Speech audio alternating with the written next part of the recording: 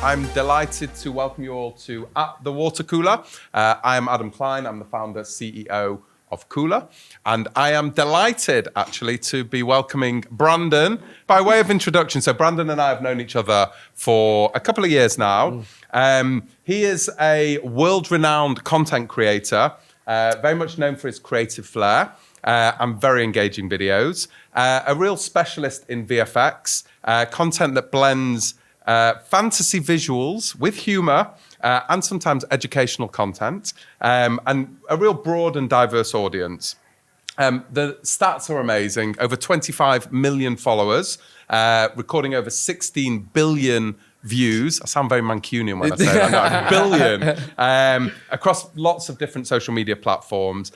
He collaborates with some of the biggest talent in the world. I've put here Tom Holland and Tyson Fury. I'm not sure what they've got in common, but maybe we'll dig into that a little bit. But working for brands like Disney, Netflix, Google, Adidas, Pixar, the list goes on. I won't ask you how old you are, but you're still quite in the younger part of your career, which is amazing to see. So I think you have a unique story to tell, and I'm excited for you to tell it at the water cooler. So welcome, Brandon. Well, hey, thank you for having me. And I think for you, it's been quite a ride to get here, not specifically tonight, but how you've got here in your career. And I have to say, having known Brandon for a few years, actually one of the nicest people in the industry that I've met so far. So genuine, sweet. Nice guy. So let's dig into your story, if that's okay. What we like to try and understand at the water cooler is how do people end up in this amazing industry, and what's the story that they tell, and how did they get there? Hopefully to inspire the next generation, but also every generation. So tell me about where this whole journey began. What was the career beginning, and where did it all start? Yeah, for me, we're tapping into lore here. So my origin story started probably around about 12 years old. I stole my brother's iPod originally. I found this really cool app that allowed you to place these like fun visual effects inside of footage that you would just shoot on an iPod. It was the first iPod that had a camera on it. Okay. And I became so fascinated with this idea that I could film these moments of reality and completely bend what was happening and create things larger than life. And I would then show them to my friends and family who I've now, when I'm older, realized who would act surprised of like, how did you do this? They humored you. Exactly. But that is what really, I think, ignited the spark inside of me. I suddenly just had this insane passion to work out how I could take the skill to the next level.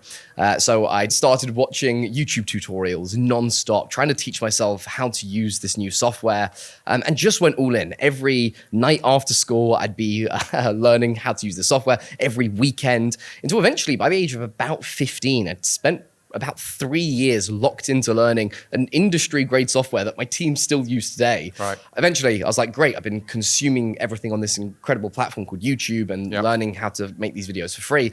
Why don't I start uploading them? So I was like, great, so I'm seeing these videos getting hundreds of thousands of millions of views. Let me start uploading these cool, small videos that I was making. I finally posted them on the platform and got a grand total of about 2 views. Right. Most of them just me refreshing a couple of times over.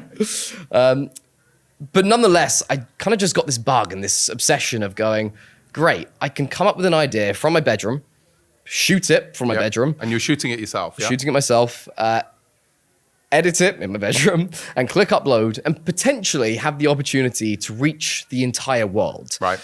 Now, despite this not really working, for about the next 5 years of continuing to upload and create content, I was so excited by this idea that there was a realm where I could make a living, potentially, out of uploading videos online. Was there a big inspiration at that point? Obviously, Mr. Beast is colossal now, but then when you were doing it, was there a creator that you really admired or thought, I want to be like them, or how did they do it? Who was the big name at that point? There were so many. One that I still love today, a channel called Coolr Digital, a team of visual effects artists that all kind of congregated together under one roof to show off what a group of artists could do, telling much larger and wilder stories. And it wasn't Hollywood. It wasn't these humongous studios. You could very tell within the grit and nature of the content, it was a bunch of friends hanging out. Having fun. Right. And that's what excited me. And were any of your friends doing this as well, or was it just you Not in your room? Right, okay. Yeah, just me having fun. Most of my friends were like playing sports and doing normal Having fun, child things. yeah. Yeah. So yeah, my kind of adventure went on. I finally decided, you know what, it's time to get some more professional training. Decided to drop out of school and start my working life in a TV production company and got my very first job. Okay. So I went from the glitz and glamour of making content in my bedroom to the glitz and glamour of making teas and coffees and clearing up rubbish on sets. Okay. And who was that for? That was Sassy Films. Sassy. Yeah. Okay. So what? And so your job there was a runner. Exactly. Now, as much as it doesn't sound glamorous, making teas and coffees and cleaning up rubbish and organizing things, it was arguably, still to this day, one of the funnest jobs I've ever had. I was throwing myself head first into this world. And it was the first time in my life, because everything up until this point was just me as a solo creative and creator. I'd come up with an idea, I'd have to shoot it, I'd edit it and upload it. And that whole cycle it felt very lonely. Then for the first time when I joined a TV production company, it was the first time I got to collaborate with other creatives. I'd work on these massive sets of 30, 40, 50 people where you had these incredibly talented, specialized people in their specialized roles who were all there because they were the best at their very task, and watch how an entire pipeline of production came together. Yep. I didn't really realize it at the time, but I was actually learning how a production company ran. It just felt like fun to me. But working with some of the best directors and DOPs in the world who would shoot these huge commercials and kind of taking little bits of that information for myself back home, implementing into my YouTube videos. So at the time, Sassy was very much like commercial, TV commercials, branded content, stuff like that. And you were the runner, right? How and when did you get an opportunity to do something else there? Like, was there a moment where something happened where it was like, okay, you can have a go? And how did all that come about? Yeah, honestly, I was very, and still am, so incredibly grateful to my boss at the time. Ultimately, he took a punt on a 16, 17-year-old kid, which... Name check or not? You want to give him a name check? Yeah, no, I'm sure it's fine. Steve Kemsley, I absolutely adore him and the opportunity he gave me. Everything that's happened to me in my life is because of that initial opportunity. It was a really incredible chapter of my life, and I got to learn so much through that process. One day, a job opened up as more of a technical assistant. So I got to step away from maybe clearing up rubbish to clearing up servers, which was great. It was a step in another direction. I was learning a new skill set, but I knew that I wanted to be more hands-on. I wanted to film. So day by day, I started to make a case for myself as to why the role of a camera operator or a camera assistant should exist. And thankfully, after enough years of wearing everybody down, it came to be. And I had the incredible opportunity of shooting commercials. I essentially got to travel the world, going to some of the most incredible places, shooting ads for Jaguar Land Rover and Hot Wheels, and doing all of these really sexy commercials as an operator that I would then see on TV.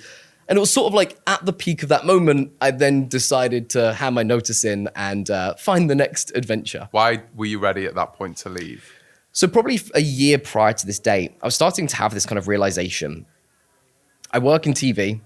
I'm at the very start of my career, yet I don't consume any TV myself personally. I had always been obsessed with YouTube. I'd been obsessed with YouTube since probably 10, 11 years old. I love predating this because now when you tell people that you love YouTube and you work in YouTube, they're like, oh, that's so cool. It's the #1 most aspired job for kids under 16. Right. But back then it wasn't. You were a massive loser if you watched YouTube. I had to hide the fact that I watched YouTube to any of my friends because I didn't want to get deemed a loser. But that love is just what's kind of driven my pursuit the whole way through. And I knew, hey, at some point in my career, I'm going to make a jump to YouTube and I'm going to leave the world of TV, even though I'm getting to do my dream job today and shooting these incredible, sexy commercials. I know one day my heart's going to tell me to leave, and I would rather it was now at the very start of my career than in a decade's time and then have to start all the way over again. But it was considered as a YouTube play for you, not a social media play, right? At that moment. Exactly. Yeah, That's it was considered a YouTube play. I love digital as a whole. Actually, I'm obsessed with digital as a whole. I think it's the coolest thing in the world that essentially, to a degree, we've democratized creativity, and that becomes more and more true year by year. I love this idea that anyone can pick up a phone, edit a video on the phone, and then upload it. there was actually a little bit of a crossover when I was doing some social media work. Actually, wasn't even getting paid for it at the time, but filming social media videos with my friends on the weekends. And it was kind of when I had this epiphany. I would work on these multi-million-pound sets with like 50 plus crew size, and we're shooting these really expensive ads that maybe 2 or 3 million people would see. And on the weekends, on a phone, we would spend no money and we would shoot some fun prank videos and games, and we would get 100 million views the next day. At that point, it just felt so clear and obvious to me that this digital thing was about to explode and turn into a humongous industry. And I was just really excited about the idea of getting the opportunity to ride that wave. Okay. So you left Sassy, and then what happened after that? So, I told you that I was working with some friends outside of work, wasn't paid at the time. I actually wanted to leave so I could work with them more full time. But keep in mind, at this point, there was no money in it. There wasn't real money in digital. I remember handing in my notice, meeting up with them the next day and being like, guys, I've got some news. I've left my job so I can work with you guys more full time. And then being like, we're still in full-time jobs.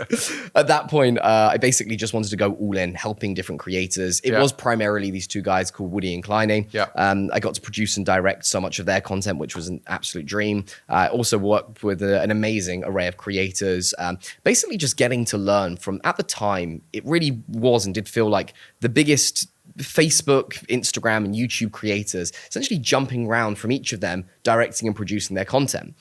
Now, the really interesting learning from that was I started to see that every creator I was working with at like a high level had this like formula that they would follow to make sure their videos went viral. So I was getting to work with one creator, I'd learn their formula, and then I'd start working with another creator and learn their formula, and then carried on until eventually I kind of had this list of my own of best practices that I made sure I did with every video that I was creating. And before I knew it, I essentially had this kind of handbook of exactly how to create content on digital so it would attract mass audiences taught by the biggest and best creators in the world. I'm fast forwarding a little bit, but when I eventually then decided to start creating my own content, I kind of just picked up this handbook and went, well, great, can I apply everything I've learned from working with all of these other creators and copy and paste that format to a niche of content that I'm really passionate about, which is visual effects. I started, it was actually out of force because of COVID. Couldn't film with anyone else. So I said, hey, let's make a pact. Day one of lockdown, I'm going to create my own, at the time it was a TikTok page, create my own TikTok channel, upload a brand new video every day till the lockdown was done. And by the end of lockdown, I'd left with 1 million followers. Okay. We're going to come back to that. Leaving a stable job, you know, in a production company that's doing well, there's a future, there's a career path there. I'm always fascinated by people who take a left turn. You're going to work with, you know, two men called Woody and Kleiny. It's a bit non-conventional. I'm kind of interested in like family pressure about that stuff. You know, what was the narrative at home? Was it like excited for you? Was it, what are you doing? When are you going to get a real job? Like how was that sort of process? It's really interesting.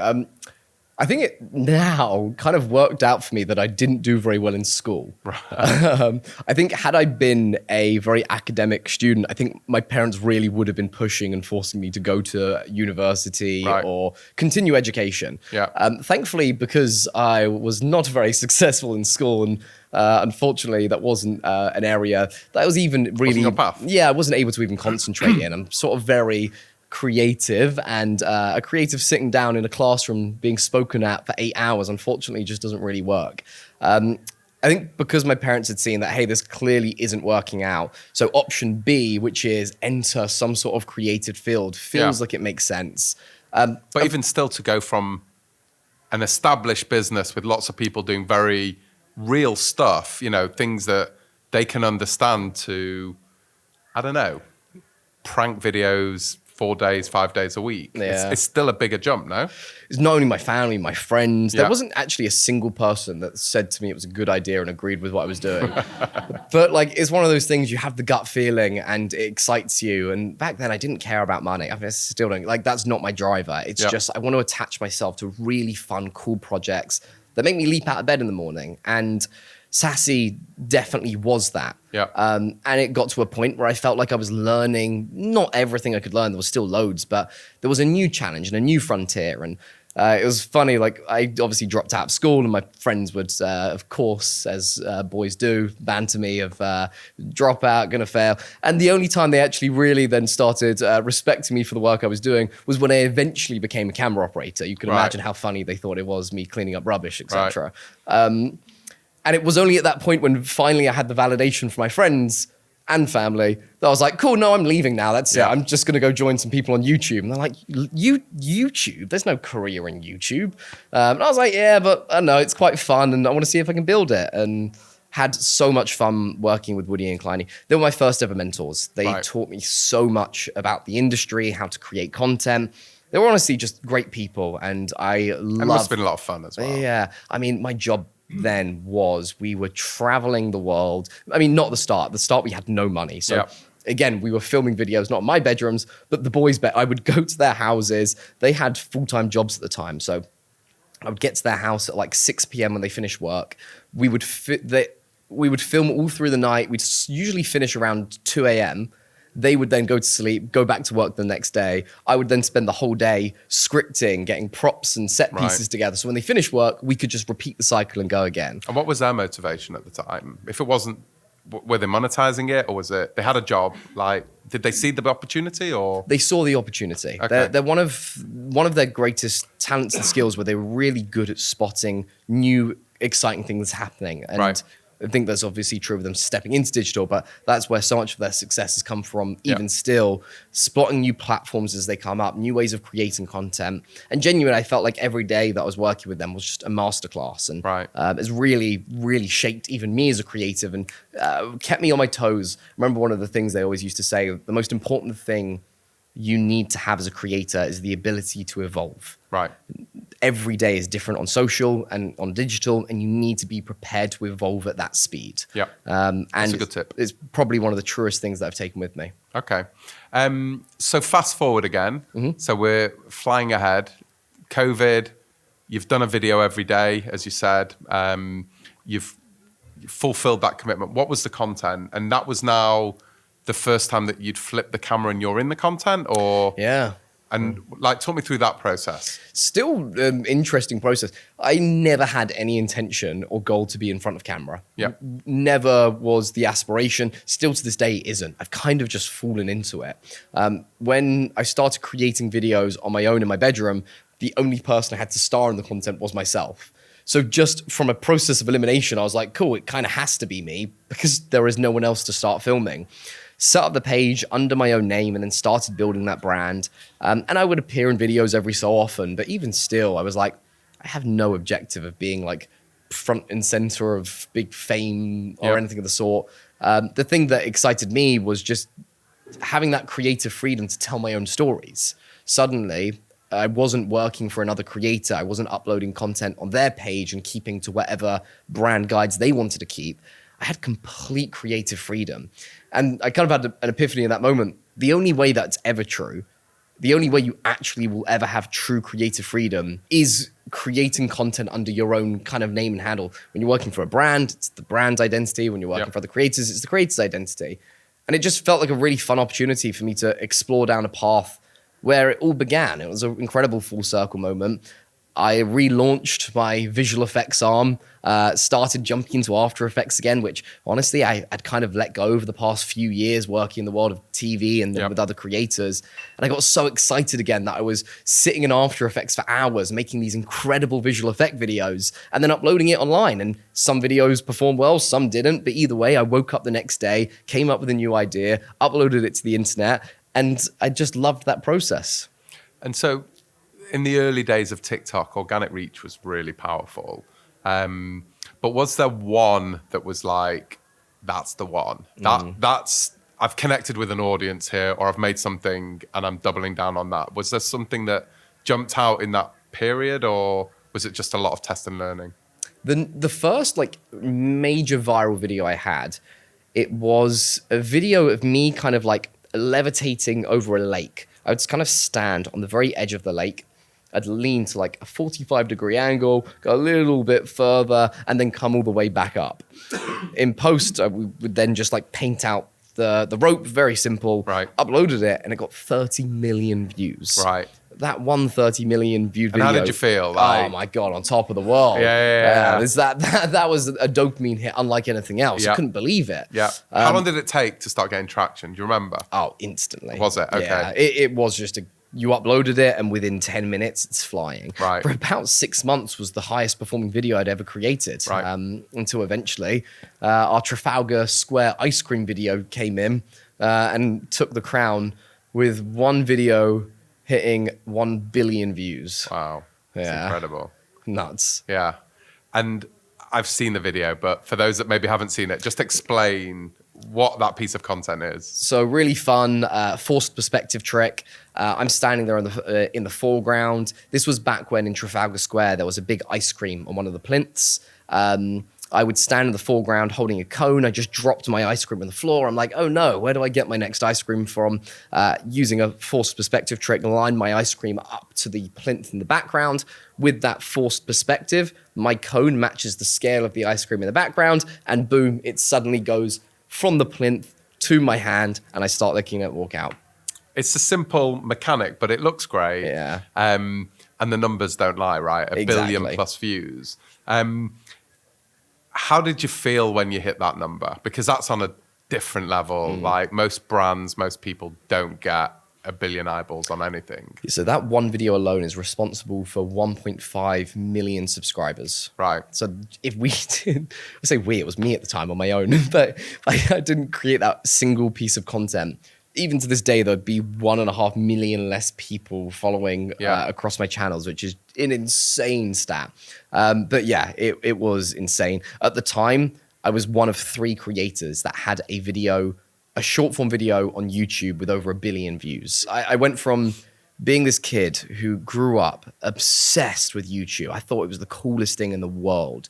I would upload and none of the videos would get any traction.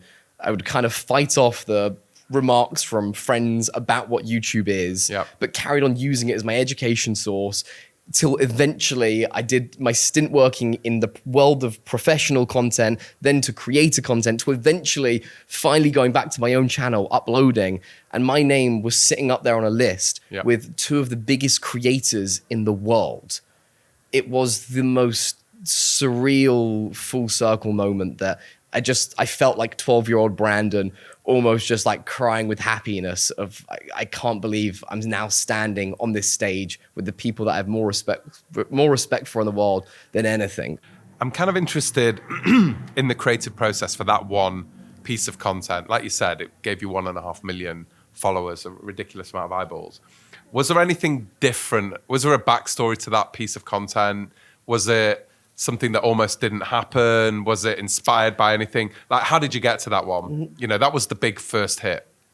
With that video, I remember coming downstairs and I'd spent a couple hours brainstorming, go to mum. I've seen this cool thing that's in Trafalgar Square. It's like a cool ice cream. I think I'll just do like some sort of perspective trick. And I remember going back and forth with her and her being like, yeah, is that the right idea? I was like, maybe there's something else I can do with it. And I was like, oh, you know what? I've got no other ideas. I may as well go and shoot it. Right. It wasn't like I came up with the idea and I was like, oh my God, this is it. We've hit the jackpot. I remember calling up my best mate, Benj, and saying, hey, I'm going to Trafalgar Square to film with this ice cream. I just need someone to come and hold the cones for me. Right. So any chance you mind just coming and holding the cones? So unfortunately, there was no ice cream truck near that location. So the closest truck was in like Covent Garden. So we had to run over with all of the ice creams from an ice cream truck there, hold like as many we can fit between our fingers. I think we had like 6 each. I then needed him to hold them all, so you can't put them on the floor because they'd get all ruined. And one by one, I'd kind of like drop them on the floor, do the action, and hope it didn't go again. There was a point where I was like, oh, I need to now get all things to like clear up the rubbish on the floor. It's like, Benj, you stay here, and I'll go and get the stuff. Benj is then like standing there in the just pure sunlight, beating down on him, ice cream just dripping all down his hands, and loads of kids coming up to him being like, can I have one? And he's got to stand there and be like, no, you can't have my ice creams. I love that. And that's obviously Benji from Connect Management, who Exactly. is now your talent, like they manage you, so that I guess it was a worthwhile investment for him at the time.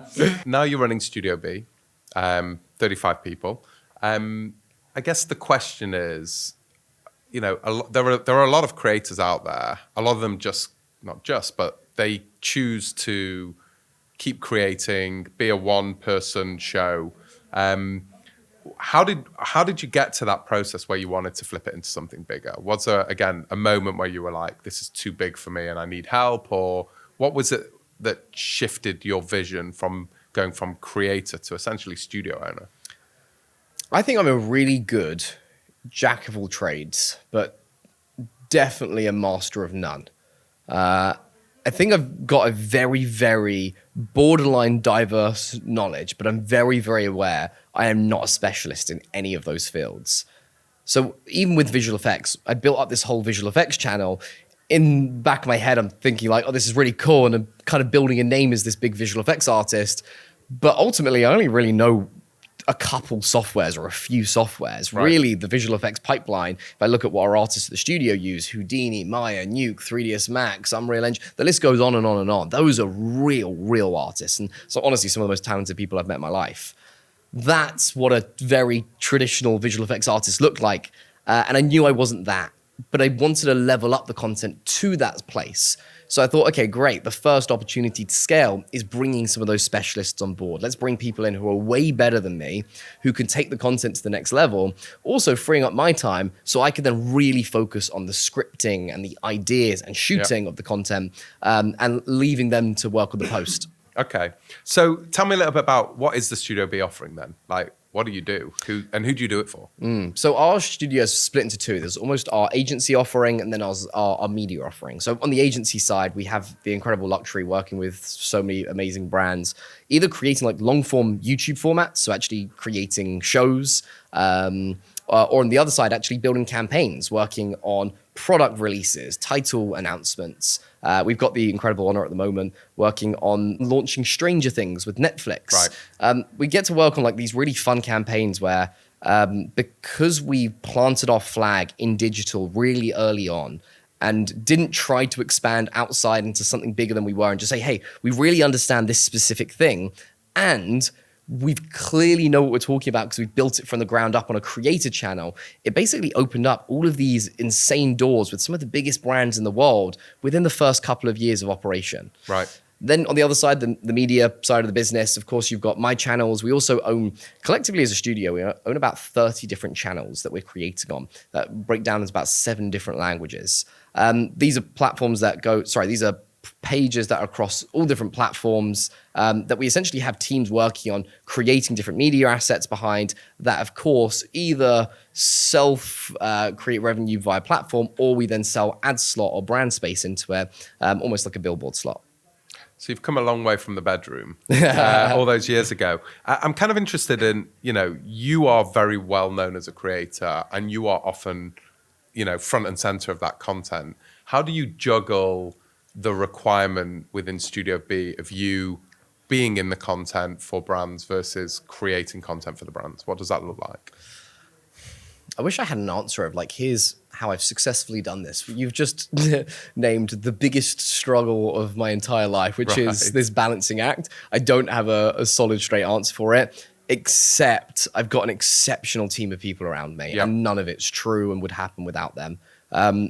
I think I always get slightly too much credit in the grand scheme of the operation. And ultimately, our success comes from the collection of people that we have built at the studio. And it's probably my proudest achievement of all is having congregated the incredible talent.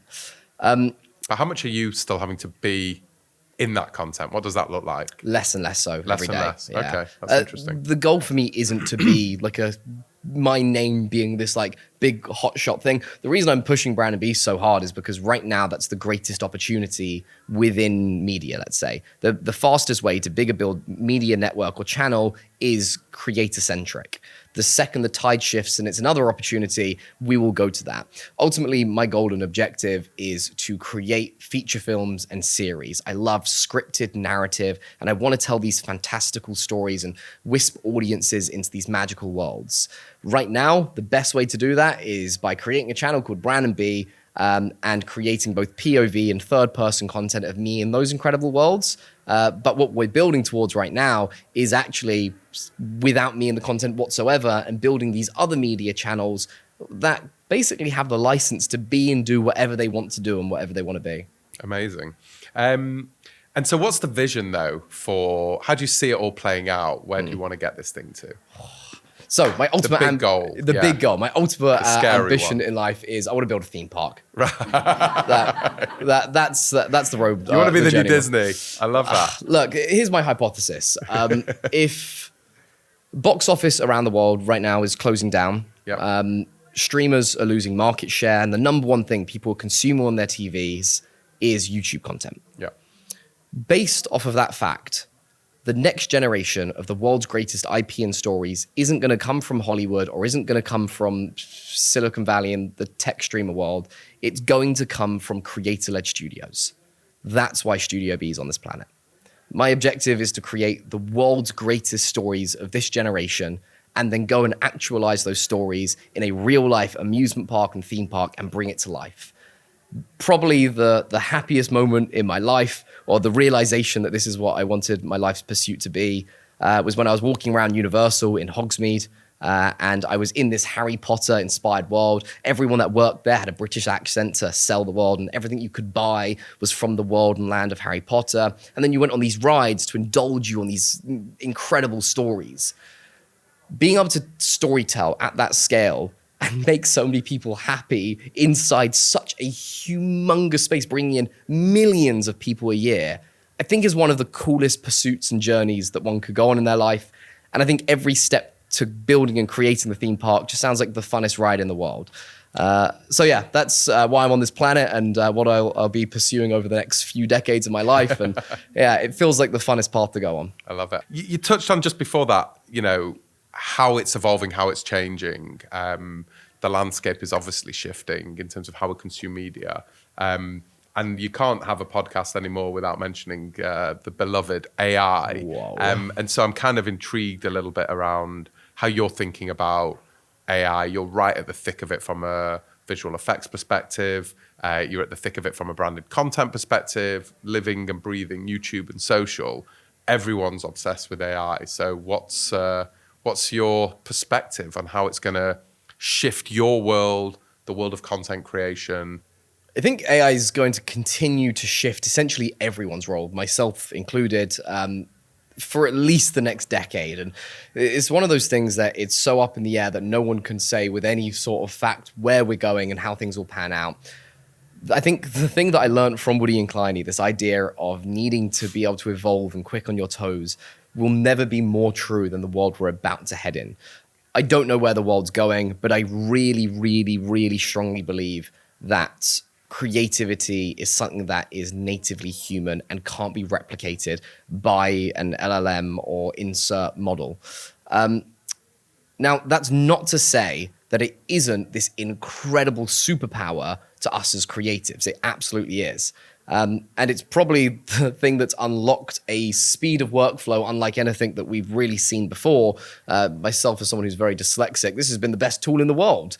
But I think the thing a lot of people are getting wrong is thinking that these Gen AI tools and products are going to come into the world, essentially eradicating the need for storytellers or filmmakers and creatives. And I think that couldn't be further from the truth. Okay. I think right now, those Gen AI videos are being consumed and going so viral because it's this new thing and because it feels so interesting to see things that you've never seen before in these kind of spectacle-based worlds.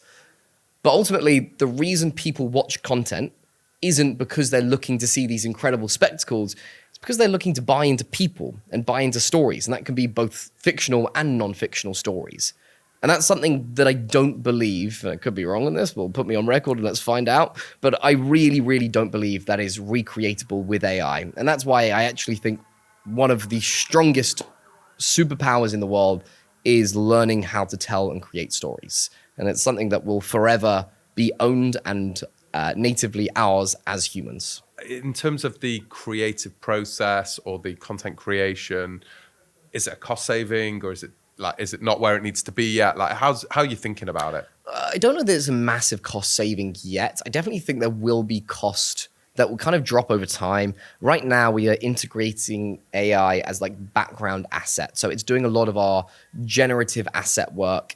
So everything in the foreground, we have real talent and real actors that we're filming.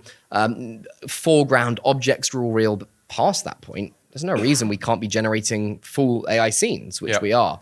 So it's been really cool and fun as an unlock for us to be able to create a little bit faster and with that a little bit better, because it means our artists are spending more time on the areas that actually matter, not background extensions and things no one's looking at, but actually where the audience's attention is, which is the performance and the action and the motivation of the scene. Okay. I kind of want to shift track a little bit. Part of the reason we do at the Water Cooler is around the next generation of talent and how we think about bringing people into an industry that didn't exist when we were kids. I would love some advice that you would give a young Brandon, the next Brandon, on what you've learned, what you've taken, or what they should be thinking about. Like, what are the big tips to get where you've managed to get, or the big pitfalls that they maybe need to avoid? Before you start working, use the opportunity before you're, I guess, in the cycle, and find what makes you leap out of bed in the morning. Find what you are so passionate about that brings you so much joy and happiness that whether you're earning no money, you have no respect from anyone, your friends or family, whether the world is crashing and burning in on you, it doesn't really matter what's happening. You're still excited to do that very thing. We live in a world now where jobs are so specialized and there are almost roles for everything, especially if you want to go into content creation. You could almost jump into a niche about anything in the world. And I think that's the most special thing about society today. Use that opportunity to find out exactly what it is you're obsessed with and go all in on it. And then at that point, you're not working the hardest in the room or doing the best output because you are going all in for the sake of it and burning yourself out. You're doing it because you love it and you want to do it. Content creation for me was a hobby, and it eventually became my job. And then I said to myself, damn, I've got no hobbies, which I then went on a little journey for a while to try and find one. And ultimately it just led me back here.